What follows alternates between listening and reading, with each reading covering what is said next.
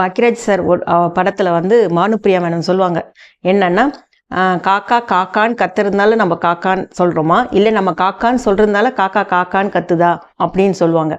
So அந்த மாதிரி நம்ம யாருக்கும் உதவுறது இல்லை அப்படின்றதுனால மற்றவங்க நமக்கு உதவுறது இல்லையா, இல்லை மற்றவங்க நம்மளுக்கு உதவுறது இல்லை அப்படின்றதுனால நம்ம யாருக்கும் உதவுறது இல்லையான்றது தெரியலைங்க.